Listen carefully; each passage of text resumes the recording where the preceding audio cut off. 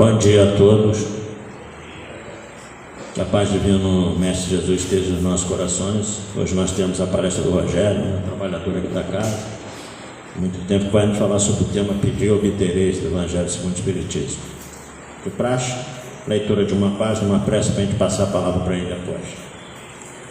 Do livro Caminho, Verdade e Vida, a psicografia de Francisco Cândido Xavier pelo Espírito Emmanuel, capítulo 135, o ouro intransferível. Apocalipse, capítulo 3, 18, Apocalipse de João. Aconselho-te que de mim compres ouro provado no fogo, para que te enriqueças. E aí a mãe explica, essa fala de João no Apocalipse. Sempre vulgares as acusações de custo fácil. Nada difícil ao homem comum perseguir as possibilidades financeiras, aliciar interesses mesquinhos, inventar 1000 recursos para atingir os fins inferiores. Entretanto, os que adotam semelhante norma desconhecem o caráter sagrado do mais humilde patrimônio que lhes vai às mãos, abusando da posse para sentirem-se depois mais empobrecidos do que nunca. A recomendação divina é suficientemente clara. Para que um homem se enriqueça, deve adquirir o ouro provado no fogo. Fortuna é essa que procede das mãos generosas do Altíssimo. Somente essa riqueza espiritual, adquirida nas situações de trabalho árduo, de profunda compreensão, de vitória sobre si mesmo, de esforço incessante, conferirá ao espírito a posição de ascendência legítima, de bem-estar permanente, além das transformações impostas pelo sepulcro, e apenas levará a efeito tão elevada conquista após entregar-se totalmente ao Pai para a grandeza do divino serviço. O homem, mobilizado pelo homem, poderá, sem dúvida, receber volumosos salários. Convenhamos, porém, que esses bens se transformam sempre ou algum dia serão transferidos a outrem para detentor provisório. No entanto, quando o trabalho doa, gasta suas possibilidades nos trabalhos do bem, com esquecimento do egoísmo, desinteressado de si próprio, colocando acima dos caprichos da personalidade os objetivos da obra de Deus, lutando, amando, sofrendo, entregando-se a Ele, adquire indiscutivelmente o ouro eterno e intransferível. Bom, então essa fala de João aqui explicada por Emmanuel nos faz mais uma vez entrever que muitas pessoas têm buscado o ouro do mundo, têm buscado as riquezas materiais, muitas vezes também de uma forma inferior, passando os outros para trás, se apropriando daquilo que não é dele. A gente vê isso quase que todo dia por aí, com essa necessidade de enriquecer, de ficar bem de vida, materialmente falando. Mas como diz aqui o Emmanuel, a explicação dele, tem as aquisições realmente de natureza material, tem um enriquecimento que vem de Deus. Como que? Como uma prova para aqueles que o adquirem, saberem utilizar. Então esse não é o ruim. Como o Emmanuel fala aqui, fruto do bom trabalho, do trabalho honesto, do seu esforço pessoal, de crescimento pessoal, tudo isso é natural. Mas que a gente também não esqueça dos verdadeiros valores do espírito, que são os valores da alma, porque tudo isso fica. Porque também Emmanuel nos fala que as riquezas, não raro, elas se transferem de uma mão para a outra. Porque, para quê? Para que se cumpra o objetivo de Deus aqui na Terra. Então aquele que muitas vezes não sabe utilizar os bens materiais, ele acaba perdendo, ou sendo transferido para outro, numa tentativa de que esse possa fazer de fato prosperar de acordo com as leis divinas. Mas Emmanuel finaliza nos dizendo que é preciso realmente que a gente entenda a necessidade de buscar os valores da alma, que esse é o verdadeiro ouro. Isso é aquilo que nós vamos levar as virtudes para a outra vida, e como ele diz no final, na última frase, esse é o ouro eterno intransferível. Ninguém pode tirar da gente e que não será transferido a ninguém as nossas conquistas espirituais, que são verdadeiros valores da alma, ok? Então essa página do livro Caminho, Verdade e Vida, nós vamos agora fazer a nossa prece, pedindo a Jesus que nos ampare, que a sua mãe, Maria Santíssima, mãe de todos nós também, através dos nossos mentores, os mentores da casa na figura maior do Dr. Adolfo Bezerra de Menezes, bem como os mentores do nosso amigo Rogério, para a lição que ele nos trará na manhã de hoje, nós possamos, sobretudo, aclimatar nos nossos corações a fala dele, fruto do seu estudo, que a gente sempre tente viver lá fora aquilo que a gente aprende dentro das nossas instituições religiosas. Que Mãe Maria Santíssima, Mãe de todos nós, envolva-nos nesse momento. Ave Maria, cheia de graças, o Senhor é convosco. Bendita sois vós entre as mulheres, bendito é o fruto do vosso ventre, nasceu Jesus. Santa Maria, Mãe de Jesus, rogai a Deus por nós, pecadores, agora e na hora do nosso desenlace. Então, com essa prece inicial, a gente dá por aberto os trabalhos da manhã de hoje, mas também agradecendo aí a vocês que têm colaborado com a nossa campanha. No final a gente fala mais, né? Aqueles que já doaram aí, que realmente a gente possa, mais um ano, conseguir atender aquelas famílias lá do bairro, lá em Pinheirão. Muita paz a todos, e a gente passa a palavra para o Rogério.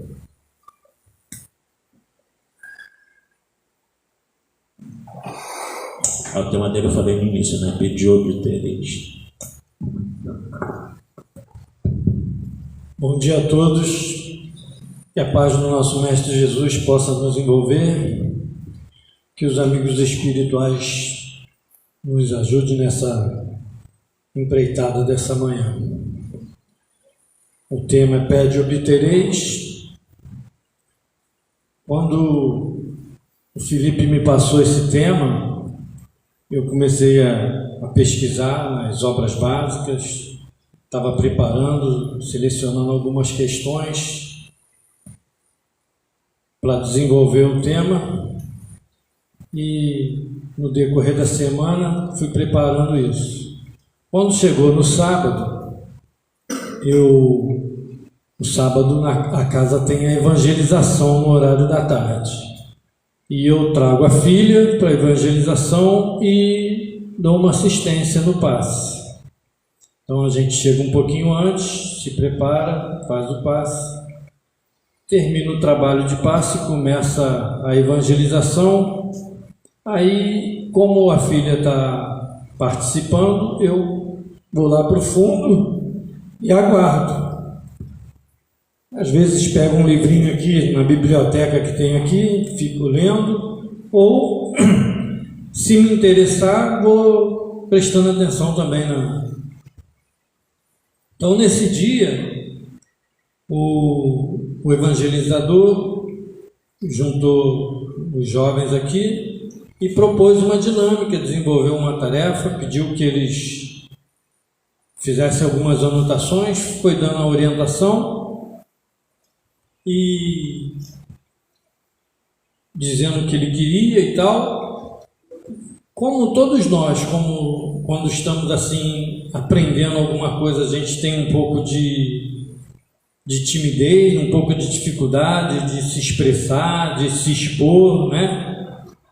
Aí ele, usando a habilidade dele de educador, ele fez uma manobra com o pessoal. Falou: vocês não vão precisar falar o que vocês estão escrevendo, para tranquilizar eles ficarem mais à vontade. E aí eles então começaram a escrever conforme ele pedia que fosse feito. E era, por coincidência, sobre a prece, que tem a ver com o nosso tema, Pede, obtereis. Aí ele foi desenvolvendo a dinâmica e tal, e num determinado ponto ele virou para as crianças, os jovens, e disse assim: agora troquem de papel com um colega. E aí foram trocando de papel. Depois de trocar de papel, aí ele propôs que cada um lesse o que o outro colega escreveu, porque aí ficaria mais fácil, né? Não haveria o constrangimento de estar expressando aquilo que achava, estava lendo do outro, era mais fácil. E assim foi feito, cada um foi lendo. E na conclusão da evangelização, ele demonstrou que o que eles escreveram era uma prece espontânea. Não as preces que a gente aprendeu, que outros passaram para a gente e que a gente repete. Essas preces elas também são úteis, desde que a gente coloque sentimento, se concentre e realmente esteja imbuído de uma ligação com a espiritualidade superior, com Deus. Mas só ler maquinalmente não tem efeito nenhum. Então, quando a gente formula uma prece utilizando as nossas próprias palavras, o nosso próprio pensamento, aí a gente está se conectando realmente com a espiritualidade. E foi isso que ele quis demonstrar. E ao final, cada um falando uma partezinha, proferindo a prece. Depois foram lá para de praxe o lanchezinho. E aí, isso me fez rever o que eu estava pesquisando para fazer a minha apresentação, né? E modifiquei ao mesmo tempo que eu estava prestando atenção na atividade deles aqui, eu estava com um livrinho, que é esse livrinho aqui, Alvorada Cristã, e também tinha uma leitura que se encaixava bem no tema, que eu aproveitei. E assim como as crianças que estão começando têm dificuldade para fazer uma prece, nós também temos essa dificuldade. Quando a gente está num grupo de estudo, quando a gente está em qualquer outra atividade, que o mediador solicita que alguém faça uma prece, é aquele silêncio mortal, né? Ninguém quer se manifestar. E muitas das vezes o mediador tem que tomar a frente e fazer a prece. A importância da prece é um momento que a gente tem de se ligar com Deus, de se ligar com a espiritualidade. Mas por que a necessidade da prece? Por que a gente precisa fazer isso? Aí a gente tem que recorrer à doutrina espírita, que esclarece para nós quem somos nós. Ainda esses dias eu recebi, é comum agora, né, nessa era digital, no WhatsApp, a gente recebe várias mensagenzinhas de texto, de vídeo, e eu recebi uma mensagenzinha de vídeo em que era uma prece, uma voz suave, uma prece até gostosa e realmente com a intenção de conectar com a espiritualidade superior, com Deus. Mas eu reparei num detalhe, eu estou citando aqui, não é como uma crítica, é porque a gente está fazendo uma apresentação e a gente está buscando elementos para a gente ter subsídio para a gente aplicar na nossa vida de espíritos encarnados, para a gente buscar a nossa evolução, a nossa transformação moral. Então, nessa prece, a pessoa que estava dizendo a prece, ela começa dizendo: o meu espírito, o meu coisa se compraz com Deus, se afiniza com Deus.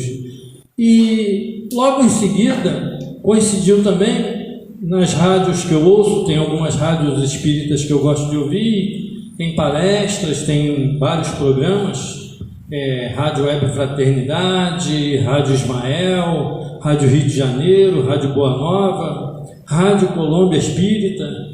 Essas rádios todas vocês têm aplicativo e podem acessar, muito boa a programação. E aí, ouvindo também uma palestra na Rádio Web Fraternidade, um palestrante de Minas, ele falava justamente também sobre o tema e questionava justamente isso, esse hábito que nós temos de dizer o meu espírito, a minha alma. E é um equívoco que a gente deve buscar corrigir, porque não é o meu espírito. Eu não sou o corpo, eu sou o espírito num corpo. Então a gente tem que se corrigir, se compreender, entronizar a doutrina para poder a gente evoluir. Nós somos espírito, estamos num corpo encarnado. O espírito é imortal e transita nos dois lados da vida, a vida material para experienciar e a vida espiritual. Nos dois lados nós podemos evoluir, nós podemos buscar meios de nos aperfeiçoar, de estudar. Necessitamos vir para o lado de cá da matéria para aplicar o que a gente está aprendendo.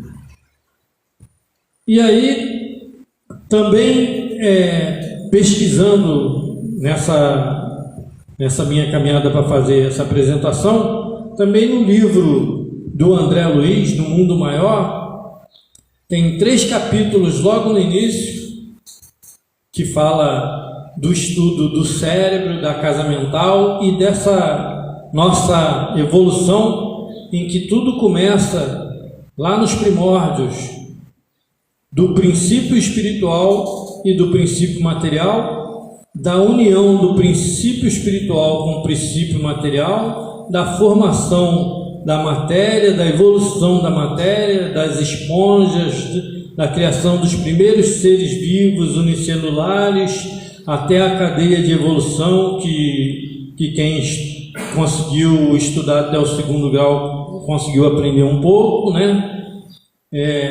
Até chegar na humanidade. E no estado de humanidade, o homem primitivo e o homem moderno, atual, contemporâneo. Nessa caminhada, André Luiz e o mentor dele, dissertando, conversando, ele esclarecendo a André Luiz, vai falando da influência que o princípio espiritual vai recebendo da matéria nessa caminhada evolutiva, até que chega o estágio em que ele desenvolve a consciência e a capacidade de pensar, né? Quando a gente atinge o estado de espírito, e a nossa união passa a ter uma finalidade maior, porque a gente passa a ter o livre-arbítrio, passa a ter conhecimento de si mesmo, e a gente tem que continuar evoluindo, ao mesmo tempo que a gente tem que se despojar de hábitos adquiridos lá atrás para criar novos hábitos que são as virtudes. A gente tem que descartar tudo aquilo que é nocivo, que nos prende, para que a gente possa avançar, possa crescer. Tudo isso André Luiz falou para a gente. E aí, a gente voltando no nosso tema, voltando no que a gente estava falando antes, quando nós estamos reunidos também em estudos, tem esse travamento nosso de participar, de dizer o que a gente pensa e de explanar através da prece, né? Então, eu me lembrei dessa historinha que está aqui nesse livro Alvorada Cristã. Eu esqueci, gente, de passar algumas coisas aqui. Liga o computador de novo. Só ligar de novo. Desligar, ligar de novo? Porque suspendeu. Tempo de suspensão dele. Eu não sabia disso. Só ligar de novo, só ligar de novo. Ele já está ligado. Não liga e desliga o data.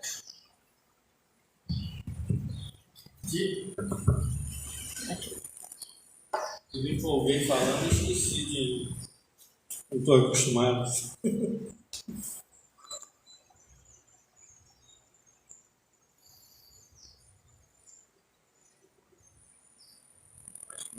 Bom, enquanto ela vai organizando ali, está aqui o livro Alvorada Cristã, em que o espírito Nélio Lúcio transmite algumas mensagens para o Francisco Cândido Xavier, que chegou até nós. Aí tem aqui na lição 21 a historinha do carneiro revoltado.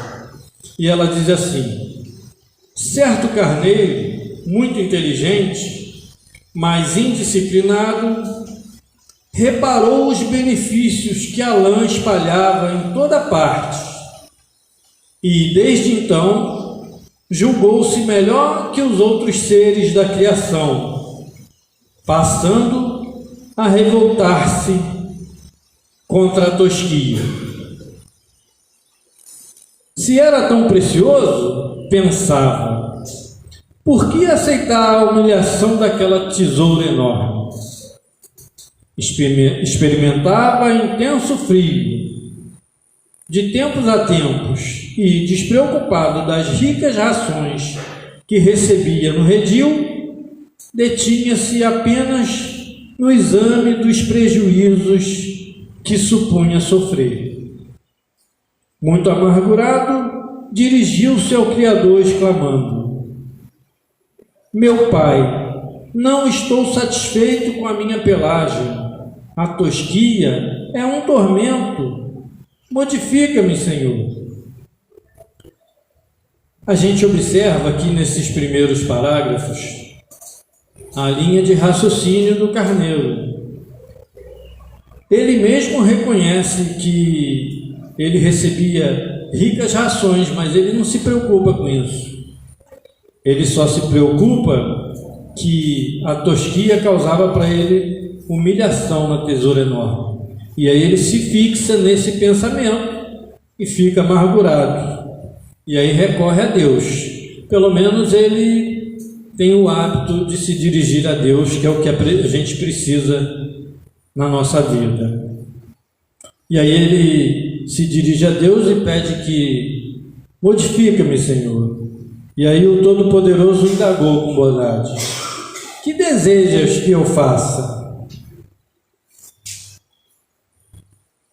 Vaidosamente, o carneiro respondeu: quero que a minha lã seja toda de ouro. A rogativa foi satisfeita. Contudo, assim que o orgulhoso ovino se mostrou cheio de pelos preciosos, várias pessoas ambiciosas atacaram-o sem piedade.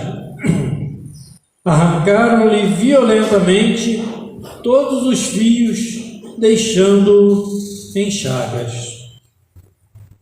O infeliz, a lastimar-se, correu para o Altíssimo e implorou: meu Pai, muda-me novamente.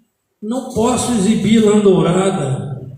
Encontraria sempre salteadores sem compaixão. Aqui a gente faz uma alusão ao que a gente aprende na doutrina espírita com relação à reencarnação, a necessidade de reencarnarmos para evoluir. Quando ele coloca que ele pediu a lã de ouro e todo orgulhoso se mostrou cheio de pelos, e aí no final aparecem pessoas ambiciosas que arrancam-lhe violentamente a sua lã. Olha só, ele vivia tranquilamente lá atrás, com tosqueador, com alimentação e tudo. Pediu para ser modificado. Não refletiu, foi orgulhoso, recebeu o que pediu, mas o sofrimento foi maior. Uma nova reencarnação, um sofrimento maior. E aí ele torna ao Pai e pede. Aí o sábio dos sábios perguntou: o que queres que eu faça? O animal, tocado ainda pela mania de grandeza, suplicou: quero que a minha lã seja lavrada em porcelana primorosa. Assim foi feito. Entretanto, logo que tornou ao vale, apareceu no céu enorme ventania, que lhe quebrou todos os fios, dilacerando-lhe a carne.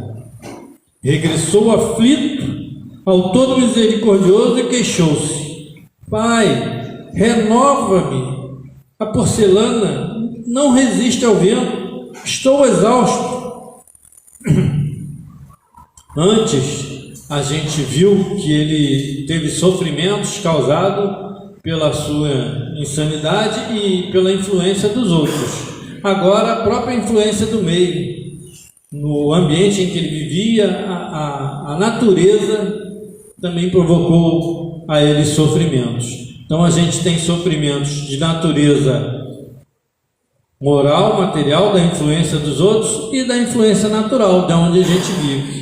Em tudo, a gente precisa aprender como viver para usufruir para a gente o melhor, o mais certo, e não se envolver em situações mais delicadas, se complicar, né? E aí ele torna a pedir ao Todo Misericordioso e queixou-se: Pai, renova-me, a porcelana não resiste ao vento, estou exausto. Que desejas que eu faça? A fim de não provocar os ladrões, nem ferir-me com porcelana quebrada, quero que a minha lã seja feita de mel.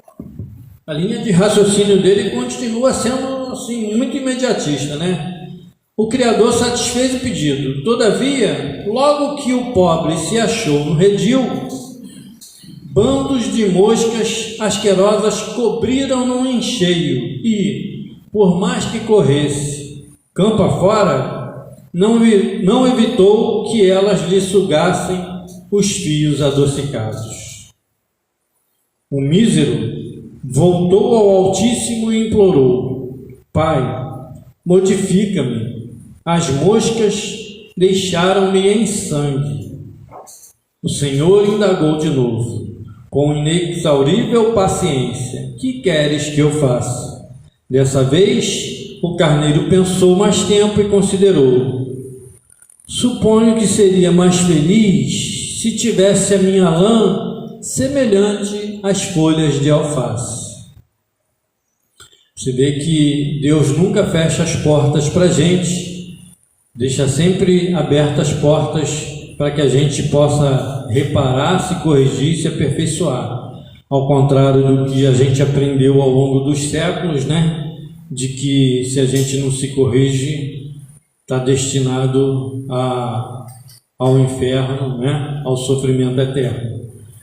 A gente sofre sim, vivendo experiências, mas a gente pode buscar novas oportunidades sempre. E aí, o Todo Bondoso atendeu-lhe mais uma vez à vontade, e o carneiro voltou à planície, na caprichosa alegria de parecer diferente. No entanto, quando alguns cavalos lhe puseram os olhos, não conseguiu melhor sorte. Os equinos prenderam-no com os dentes e, depois de lhe comerem a lã, abocanharam-lhe o corpo. O carneiro correu na direção do juiz supremo, gotejando sangue nas chagas profundas, e em lágrimas gemeu humilde. Então, a gente aprende que nós temos duas metodologias para evoluir. A gente utilizar o dom que Deus nos deu da inteligência, o bom senso, a moral, ou se nos mantivermos orgulhosos, rebeldes, a dor, o sofrimento. E ele precisou dessas várias experiências para encontrar, enfim, a humildade. E aí, meu Pai, não suporto mais. Como soluçasse longamente o Todo Compassivo, vendo que ele se arrependera com sinceridade, observou: Reanima-te, meu filho. Que pedes agora?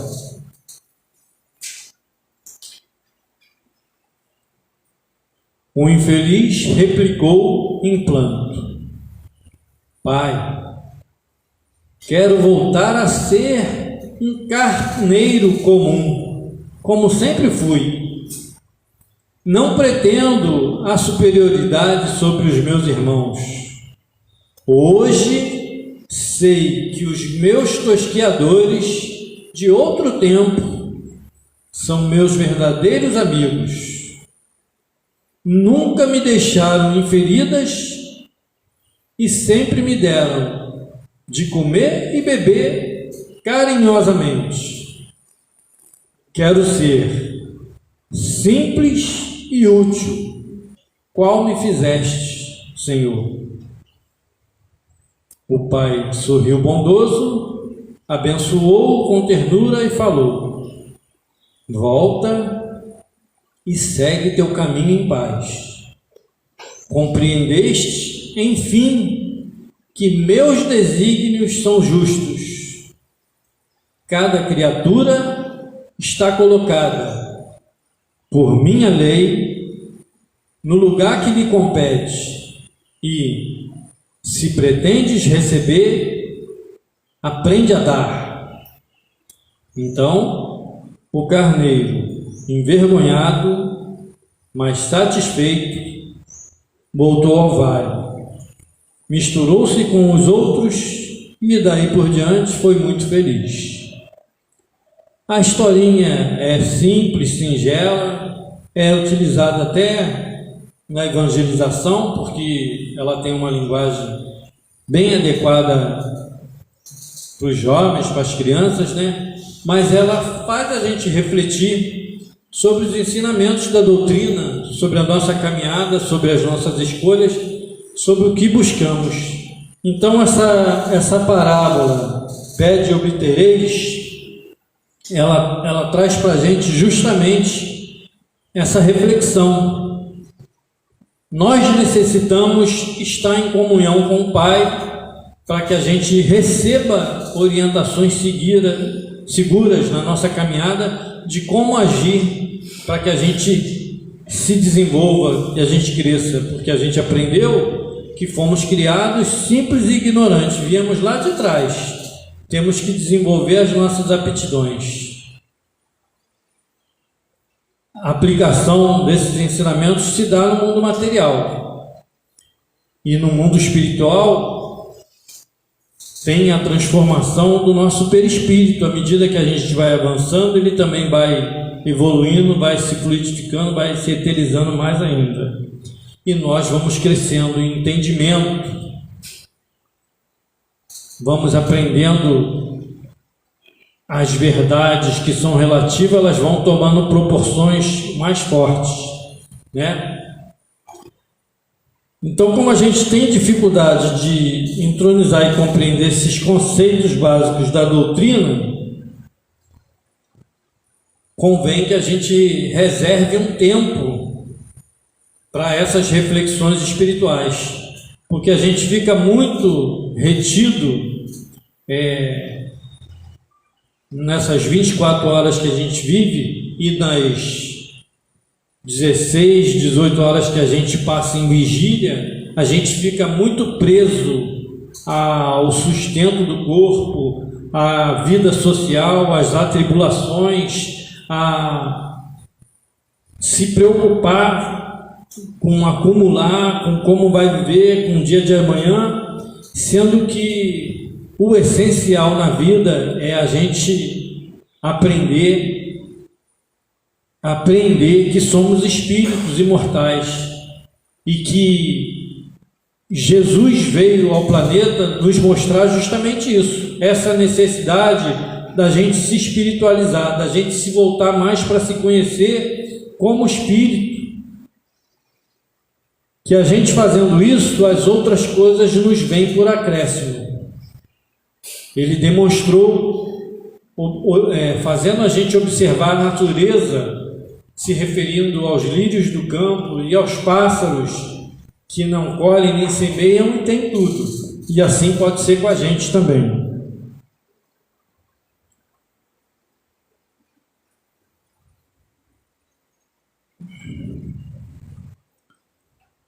Então, nesse conto ele permite para a gente que a gente aprenda a ser humilde, que a gente aprenda a desenvolver essas virtudes e aprende que a gente não vai evitar as tribulações naturais provocadas por essas interações da vida de relação. É necessário que venham os escândalos, mas ai de por quem eles venham, né? a maneira como a gente vai encarar esses tormentos, essas tribulações da vida, é que vai fazer que a gente cresça ou não. A gente pode se resguardar através da oração, através da comunhão com Deus, para que a gente não se desespere, para que a gente não fique fixado no sofrimento. No início da historinha, nós vimos que o carneiro tinha lá a vida dele, tinha o alimento e era tosqueado. Ele esqueceu do alimento, dos benefícios que recebia, e resolveu se fixar só no sofrimento. Partiu para a rebeldia, partiu, né? E a gente aprende justamente isso. Jesus, quando veio entre nós, ele mostrou para a gente que há duas portas, a porta larga e a porta estreita. Que a porta larga, ela conduz a vários outros caminhos, que ao final, embora no início nos pareçam sedutores, nos pareçam agradáveis, mas levam a lugar nenhum, ou melhor, levam a um lugar de sofrimento. Ao invés da gente evoluir, a gente se perde nesses caminhos, nesse emaranhado que se torna um labirinto, e a gente se perde em sofrimentos. O caminho da porta larga, ele faz com que a gente perca a nossa identidade, faz com que a gente perca tudo que a gente conquistou ao longo do tempo. E a gente tem isso na doutrina espírita, porque a gente sabe que o aprendizado não é solitário, ele é solidário. Nós precisamos um dos outros para desenvolver as nossas aptidões. Nós precisamos da convivência uns com os outros. Por isso, Jesus trouxe para nós, simplificando os mandamentos da lei de Deus, ele simplificou em dois. Primeiro, amar a Deus acima de todas as coisas. E o segundo, ao próximo como a si mesmo. Porque a gente precisa de relação para que a gente possa desenvolver, para que a gente possa aprender o amor. A gente aprendeu lá no início as sensações, vai transformando em sentimentos, e devemos ter cuidado para não desenvolver o orgulho, o egoísmo, para não se perder nesse mundo de labirinto da porta larga. Porque quando a gente entra nele, a gente vai ter só a influência daqueles que, tão infelizes quanto nós, se enredaram por esses caminhos. E a gente aprende que, assim como a gente precisa mergulhar na matéria, nós precisamos também de aprender a utilizar aquilo que a gente já conquistou. E através do pensamento, através das emanações fluídicas daqueles que estão no alto, eles podem nos assistir, nos ajudar e nos envolver em vibrações fraternas, equilibradas, sutis. E se a gente se perde nas seduções, nas ilusões da vida, a gente fica ligado com aqueles que ainda estão lá embaixo, em vibrações pesadas, desequilibradas, que nos fazem sofrer e não nos deixam caminhar. Então a gente precisa aprender a se proteger dessas emanações, rogando a Deus. Então a gente precisa sempre saber o que vai pedir. Quando a gente pede, como o carneiro, coisas fúteis, a gente vai sofrer consequências. O que a gente necessita? Já está esclarecido para nós através da doutrina espírita que quando a gente, através da doutrina da reencarnação, quando a gente vem para o lado de cá, na vida espiritual, a gente tem meios de, na comunhão com os espíritos equilibrados, aprender o que a gente necessita, o que é bom, como a gente pode se desenvolver. E a gente programa lá como vir para cá, no que a gente precisa evoluir, no que a gente precisa crescer. E nessa evolução, quando a gente vem para cá, e nessa programação, fica definido como a gente vai interagir, com que grupo de pessoas a gente vai interagir, a que tipo de vícios a gente vai se expor e vai precisar impor a nossa vontade para que a gente resista a esses impulsos, porque o que a gente precisa é ter vontade, é ter discernimento e capacidade de resistir a essas influências para que a gente possa ascender, elevar paulatinamente as vibrações superiores. Então a gente vai estar em convívio com esses, mas precisamos resistir. E a gente vê na atualidade como é que o mundo está. Não é que o mundo está desorganizado, não é que o mundo está desassistido, mas é como é que as pessoas estão tendo oportunidades e como é que as pessoas desperdiçam oportunidades. E a gente vê no nosso dia a dia de hoje acontecendo essas calamidades, essas violências, às vezes perto de nós, um vizinho, uma vizinha em atritos emocionais, passionais, que descambam para violências que às vezes chegam à morte. Em outras situações, decepções, desilusões, amarguras que faz com que as pessoas cultivem mágoas e atravessem o portal da vida com essas mágoas, e se não vigiarem nos seus pensamentos, se não tiverem a capacidade de seguir a orientação de Jesus, do amar ao próximo como a si mesmo e do perdão, ficam alimentando essas mágoas e se unem ao outro nos vínculos da obsessão, querendo vingança, e aí fica se perpetuando esse círculo vicioso. A gente precisa aprender a evitar isso.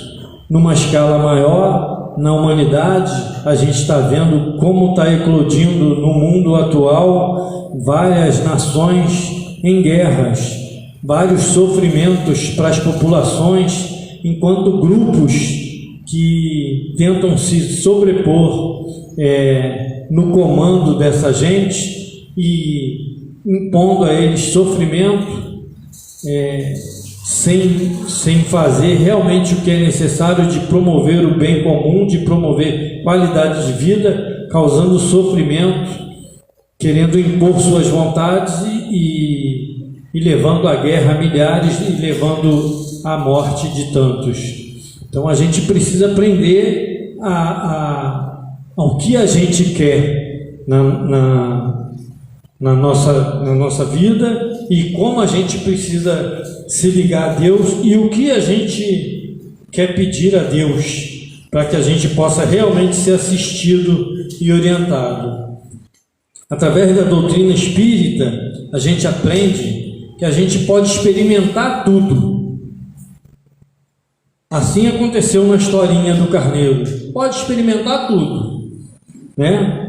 O que a gente não pode é se viciar quando a gente percebe que aquilo não faz bem para a gente. Então a gente precisa, nós fomos criados simples e ignorantes, precisamos experienciar, mas precisamos aprender a distinguir o que é certo do que é errado, né? E aí a gente precisa optar sempre pelo bem, né? A gente aprendeu que quando a gente cai nessas viações, a gente resvala nesses infernos mas são os infernos umbrais criados pela nossa própria consciência culpada, né? E isso não é uma condição eterna, é uma condição daquele momento nosso. Os espíritos bons estão sempre em volta de nós, nos inspirando. Precisam encontrar condições para realmente nos assistir. Nós precisamos caminhar também, nós precisamos fazer um movimento de buscar ouvi-los também, né? Os ensinamentos crísticos, todos os outros caminhos nos desviam da meta, que é a nossa perfeição relativa, já que a gente foi criado à imagem e semelhança de Deus. Ser criado à imagem e semelhança de Deus não é ter uma aparência, um corpo físico. Imagem e semelhança de Deus é com a capacidade que Deus nos deu de crescer e de fazer também. À medida que a gente se desenvolve, a gente pode, Jesus falou, vós sois deuses, podeis fazer tudo o que eu faço e muito mais. Então a gente precisa desenvolver essas aptidões para conseguir fazer. No livro que eu citei, No Mundo Maior, do André Luiz, enquanto o instrutor explicava para ele sobre as questões da caminhada, da trajetória, e sobre a questão de assistir ao semelhante, e era um espírito encarnado e um espírito desencarnado num estágio de obsessão. E aí ele mostra a ligação dos dois pelo perispírito, pelos pensamentos e como o espírito desencarnado impunha ao outro a sua vontade. E aí, paulatinamente, o mentor aplicava passes que ajudavam o encarnado, mas ajudava também o desencarnado, até que eles conseguiram se ver. O passe fez com que o encarnado entrasse num estado de letargia, e aí se desprende do corpo físico e se vê de frente com o seu algoz, e o desespero toma conta, as acusações também tomam conta deles. E aí o André Luiz diz assim: mas você não vai fazer nada, não vai tentar doutrinar, não vai fazer nada? Eu falei assim: não, eu não tenho condição de fazer isso.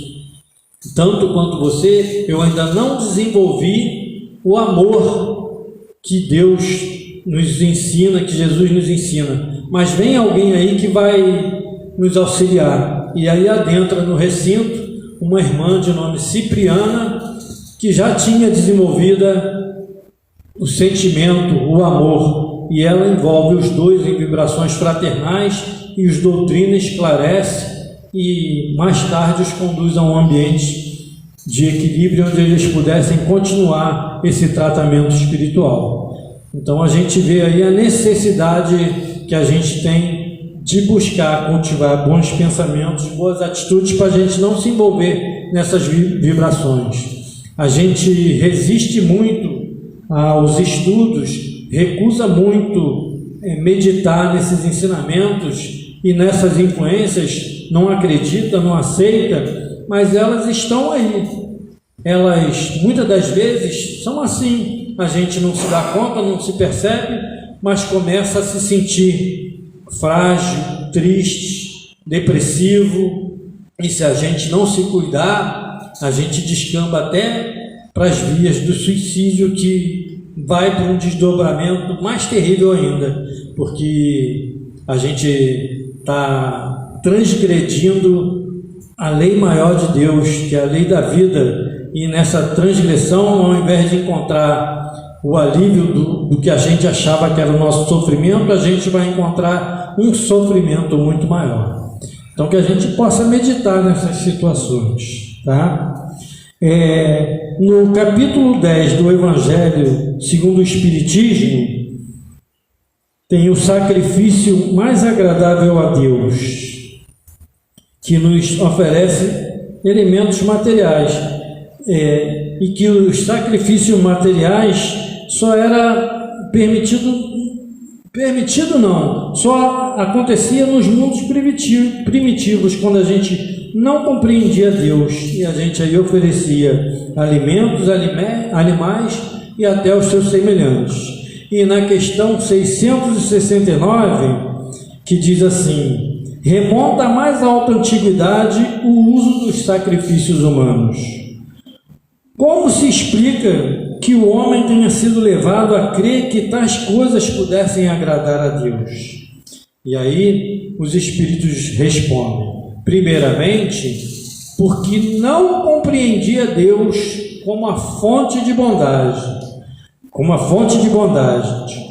Nos povos primitivos, a matéria sobrepuja o espírito. Eles se entregam aos instintos do animal selvagem. Por isso é que, em geral, são cruéis. É que neles o senso moral ainda não se acha desenvolvido. Em segundo lugar, é natural que os homens primitivos acreditassem ter uma criatura animada muito mais valor aos olhos de Deus do que um corpo material. Foi isso que os levou a imolarem primeiro animais e mais tarde homens. De conformidade com essa falsa crença que possuíam, pensavam que o valor do sacrifício era proporcional à importância da vítima. Na vida material, se houverdes de oferecer a alguém um presente, escolhê-lo-eis sempre de tanto maior valor, quanto mais afeto e consideração quiserdes testemunhar a esse alguém. Assim tinha que ser com relação a Deus entre os homens ignorantes, né? Mas aí ele continua e pergunta: de que modo os sacrifícios animais precederam os humanos?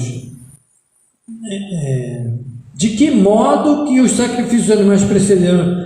Sobre isso não pode haver dúvida. Os animais precederam os humanos. Depois disso, eles passaram a usar os humanos por ordem de importância. E ele continua: então, de acordo com a explicação que vim de dar, não foi de um sentimento de crueldade que se originaram os sacrifícios humanos? Não. Originaram-se de uma ideia errônea quanto à maneira de agradar a Deus. Considerai o que se deu com Abraão. Com o correr dos tempos, os homens é que entraram a abusar dessas práticas, imolando seus inimigos comuns e até os seus inimigos particulares. Então a gente vê que no princípio não era assim. Quando a gente se enreda no orgulho, no egoísmo, no interesse próprio, é que a gente começa a descambar pelos equívocos e pelos erros. Mas eles nos trazem a consequência que a reencarnação nos impõe através da correção que a gente precisa fazer. Nos falam também os espíritos da eficácia da prece, esclarecem as leis naturais não podem ser burladas e que a misericórdia de Deus é infinita, que nos assiste e nos conforta, através dos bons espíritos que nos estimulam boas atitudes assertivas, que auxiliam, esclarecendo também os espíritos que nos são simpáticos e que, por afinidade, nos estimulam a manter vícios.